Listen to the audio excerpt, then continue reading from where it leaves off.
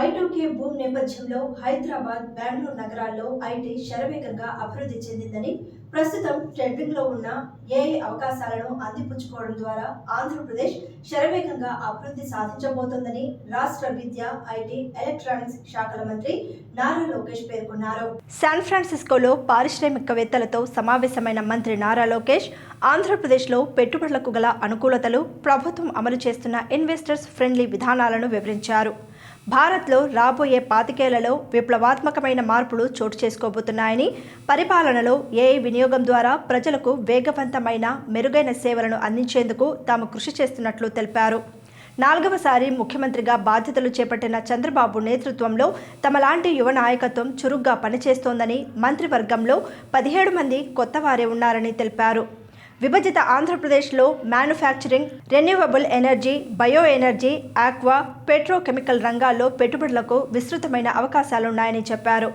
రాష్ట్రంలో పారిశ్రామిక అభివృద్ధి ద్వారా పేదరిక నిర్మూలనకు విజనరీ సీఎం చంద్రబాబు నాయుడు సరికొత్త P4 విధానానికి శ్రీకారం చుట్టారని అన్నారు. ఏపీ సమగ్రాభివృద్ధికి ప్రతి 100 రోజులకు లక్ష్యాలను నిర్దేశించుకొని ముందుకు సాగుతున్నామని తెలిపారు. పారిశ్రామిక అవసరాలకు అనుగుణంగా విద్యా వ్యవస్థలో మార్పులు, పారిశ్రామిక అవసరాలకు అనుగుణంగా నైపుణ్యతతో కూడిన మానవ వనరులను అందించడానికి, తద్వారా యువతకు ఉద్యోగ అవకాశాలు కల్పించేందుకు విద్యారంగంలో కూడా సంస్కరణలకు శ్రీకారం చుట్టామన్నారు. నవీన ఆవిష్కరణల కోసం విశ్వవిద్యాలయాల్లో పరిశోధనలకు ప్రాధాన్యతనిస్తూ రీసెర్చ్ సెంట్రిక్గా తీర్చిదిద్దుతున్నామన్నారు.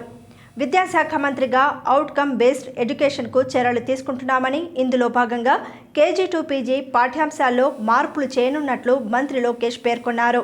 ప్రముఖ పారిశ్రామికవేత్త ప్రవీణ్ అక్కిరాజు నేతృత్వంలో జరిగిన ఈ సమావేశంలో Nvidia vice president Rama Akkiraju, Wipro president Nagendra Bandaru, Nutanix president Rajeev Ramaswamy, DevRev CEO Dheeraj Pandey, Glean సంస్థ CEO Arvind Jain, Nexus Ventures MD Jishnu Bhattacharjee, Cisco senior vice president Ravichandra, Salesforce executive vice president Ramesh Ragineni, Span IO CEO అర్చరావ్, Mihira AI CEO Raja Koduri, Ivanti chief production officer Srinivas Mukkamala, Hitachi Vantara CEO Ashish Bharat, Google cloud general manager సునిపొట్టి, western digital CEO Seshu Tirumala, Equinix global MD KJ Joshi, 3D glass solution EO Babu Mandava, పారిశ్రామికవేత్తలు వంశీ బొప్పన, రాజీవ్ ప్రతాప్, సతీష్, మంత్రి ప్రగడ, సతీష్ తాళ్ళూరి తదితరులు పాల్గొన్నారు. And as a chief minister, he still behaves like it's his first term. 88 out of the 164 people who won on the alliance are first-time MLAs. 17 out of the 25 cabinet ministers in Mr. Naidu's cabinet are first-time cabinet ministers. So that's the kind of energy and push with which we are here. If you look at it, out of the 175 seats, we won 164. That's a 92% strike rate. That's the second highest. The mandate is quite clear. It's not just about welfare. It's about creating jobs. It's about creating a vibrant ecosystem. I think for a youngster like me, it reinforced the need for educated people to actually enter politics. It's a very clear mandate with which we are here. So all of you in Hyderabad, Bangalore, they were all beneficiaries of Y2K. I believe Andhra and India can now be the beneficiaries of the entire AI revolution. So as an IT electronics minister, my mandate is actually the Bharat Hub, which is human resource development. So KG to PG and skill development is also under me. So what you'll see in Andhra is outcome-based education. And I'm leading this from the front. So when Mr. Naidu was thinking about portfolios, he said, who can handle education? He said, okay, there's a Stanford MBA, we have a good Bakra, now let's give it to him. It's his job now to transform the entire education. Because I truly believe in India, while we have numbers, we don't have the quality. So in my department, I had this tussle and they said, no, we have quality, we have done great stuff. Then I said, 4 years undergrad, we are not able to find a job. But 4 months of subsequent training, they are able to find a job. Then there's fundamentally wrong, something wrong with education. And two, I believe that government education is a very, very important role to play in society. Andhra University is in Visakhapatnam is one of our oldest universities in India. And what you will see is that in the next 5 years, we're going to upgrade, we're going to be very research-centric.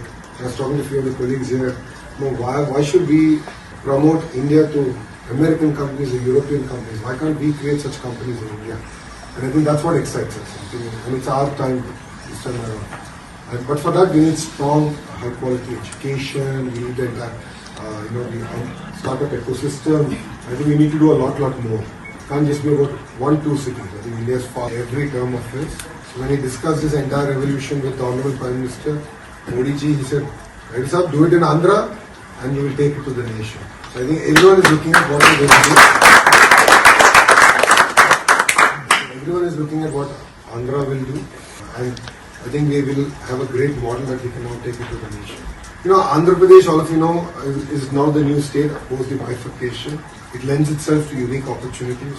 I mean, crisis is an opportunity, and it lends itself to that opportunity to be manufacturing, mobility, to be renewable energy, to be the entire electronics manufacturing, which is China plus one strategy that the world is adopting. It could be even things like aqua, defense, petrochem, bioenergy. So a big trust area. So as a state, because unlike other states which have capital in the center of their universe, because of historical reasons and geographic reasons, everything is centered. In our case, we are like, let's decentralize, go to every district and transform each and every district. Saying that, we're doing some very interesting projects. One is the skill census, where we want to assess, understand the skills of our citizens, look at micro interventions, how can we improve their skill set, and based on outcomes, and then create next generation workforce, entrepreneurs, thought leaders coming out of the state. Parallelly, I'm doing a project which is, I call it the family scorecard. The idea is how can I analyze the family from a 360 degree and actually do micro interventions, pull them out of the cycle of poverty. So we call this the 4P. All of you have heard about the 3 Ps, right? Private, public, partnership. So we are adding people to it. See, all of us are beneficiaries of good education, great exposure, a little bit of luck. Using WhatsApp as a platform on speed and ease of living. Basic government delivery, how can we make it better? And then I was talking to a lot of the thought leaders here on how can we implement AI in governance and slowly remove the human element, which tends to create rent-seeking, inefficiencies in the system. How can we sort of transform the entire sector? I think it's a journey. So using the entire family scorecard as the model.